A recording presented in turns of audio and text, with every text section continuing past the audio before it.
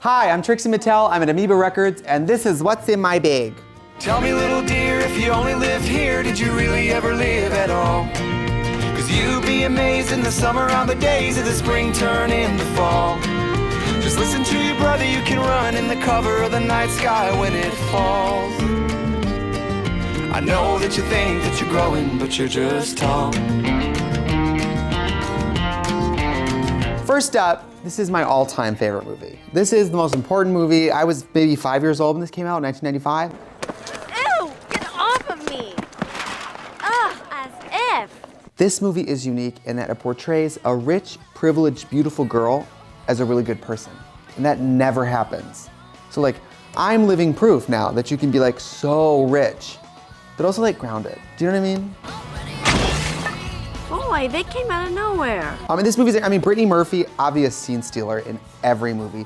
Stacey Dash, that's taking a turn, but we'll still take her. Obviously Paul Rudd too. Paul Rudd, if my brother was Paul Rudd, I'd fuck him too. It's not incest if it's Paul Rudd. You know what I mean? Stop it, you're making me blush. Brittany Murphy is so good in this. Rolling with the homies, she gets hit in the head with the shoe. And oh my God, the iconic line, "You're a virgin who can't drive." You're a virgin who can't drive. Oh, that was way harsh, Ty.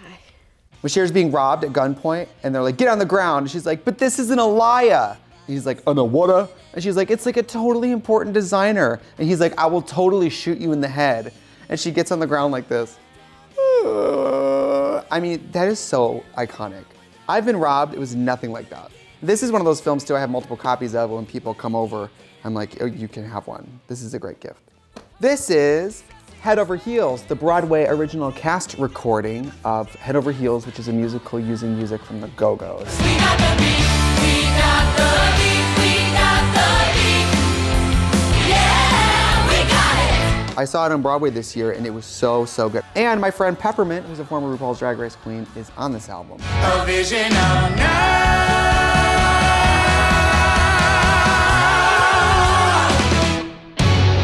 As well as, oh my God, Bonnie Milligan, I believe is her name. She sings like even when you have the earbuds in, you're like, I think my face just melted off.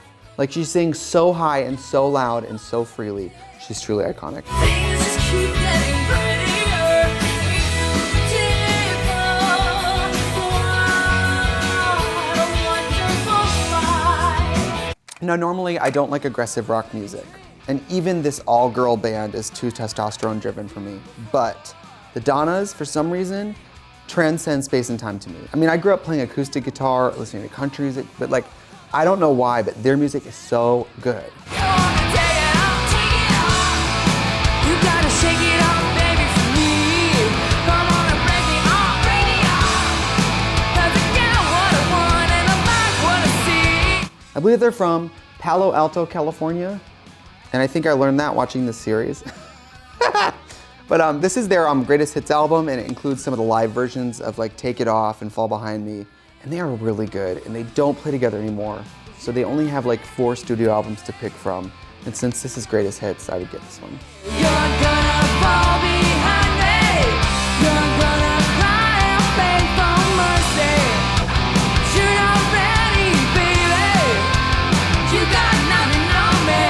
Soap Dish. This I had never seen until this week. And it was so, so good. We'll just say that Maggie went to Tibet to visit with the Dalai Lama. Like a spiritual thing. I thought the Dalai Lama moved to L.A. Well, then some other Lama then. It doesn't matter. Fernando Lama, come on. Sally Field, Forrest Gump's mom. She is so good in this. The part where she's yelling about a turban. I don't feel quite right in a turban. Okay. What I feel like is Gloria fucking Swanson! Although I don't think this movie has quite aged well, because in the end, Kathy Moriarty turns out to be transgender, and that's like the punchline. Not sure if that part's okay. Maybe watch it and skip chapter 24 of the DVD. What are you looking at? But this is a really, really, really, really, really funny movie, and I had no idea. Whoopi Goldberg, young Whoopi Goldberg, still no eyebrows. This is one of my favorite movies. This is Jawbreaker. Our best friend is dead. People are not going to be pleased. But they'll understand. No, you understand. I am not getting fucked because I was sweet enough to play a clever little prank on my girlfriend for her birthday. Written and directed by Darren Stein, who is one of the most iconic individuals in the world, starring Rose McGowan, Rebecca Gayheart, Julie Benz, and Pam Grier. There's a part where Pam Grier is interrogating the teenagers, and she goes, "Jawbreaker, pretty fucked up name for a candy, isn't it?" And then she licks it and goes, "It's hard," and then slams it on the table. It's hard. This movie to me is like really dark and really funny. Rose McGowan as like Satan. I better never have kids. I have like zero patience. I mean, she plays like the devil. I made you, and I can break you just as easily. Good idea. Kill me like you did Liz. So many good, I killed Liz, I killed the teen dream. Deal with it. Obviously this movie didn't affect you guys as much as it affected me. All the movies in the world, do you like how I'm like, this is iconic cinema, folks? Did these movies turn me gay? Probably not. Did they turn me stupid? Absolutely. Absolutely. I mean, Jawbreaker is truly, I mean, it is ultimate like 90s movie too. It opens with them accidentally killing their best friend, and it goes to this opening credits montage of a Jawbreaker being made, and it's Veruca Salt.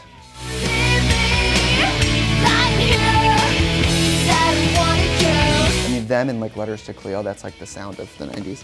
Oh my God, I wanna watch it right now. We have to play a show later. This album is a little bit of a throwback for some, but it is on constant replay for me. This is Michelle Branch, The Spirit Room.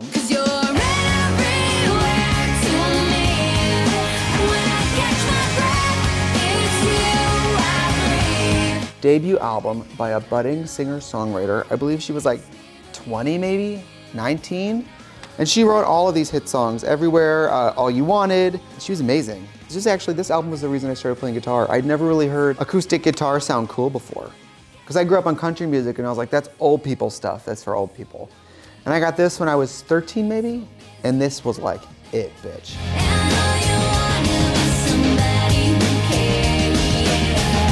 I have never seen her live. Wait, I've seen her live when I was like 14, and then last year I bought one VIP meet and greet ticket to see her. I was gonna go by myself to House of Blues Anaheim like a fucking stalker, and luckily something got scheduled over it because I would have just showed up and I would have just started crying. And she doesn't care. If you see me out of drag, like she would have been like just one bald-headed white guy alone in line. Security, please. But she's amazing. I remember, I mean, she, in this album, like she was playing a black cutaway acoustic guitar. I even bought a guitar just like it because I was obsessed with her. And sometimes she responds to my tweets. That's all I'm saying. This is Maria Bamford, Unwanted Thoughts Syndrome. This is extremely funny. Where are you right now? I'm on the bus. Oh my God. Do you need me to pick you up? No, I'm on the bus. Maria, you okay? I don't know anymore. I would say this is probably the quintessential Maria Bamford album because it's probably the weirdest. It's very warm and loving. Like this one's the most voices and the most odd. Particularly track 12, she does this section where she talks about what she does if she gets booked for a gig where they don't really appreciate alternative comedy. And she sort of does stand-up as a character that's like a sort of a white girl doing stand-up. And it is truly incredible. First date, kiss on the cheek. Second date, we can make out. Third date, if he buys me shoes and chocolate, he can get keys to my apartment and he can go through the back door. I'm empty inside, I'm a husk. I can't feel my hands.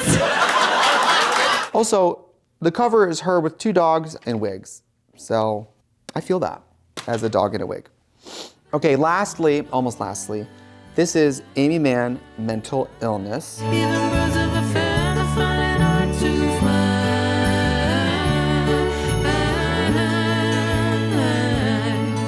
Amy Mann has been around for a very long time, but her folk music career is particularly inspired.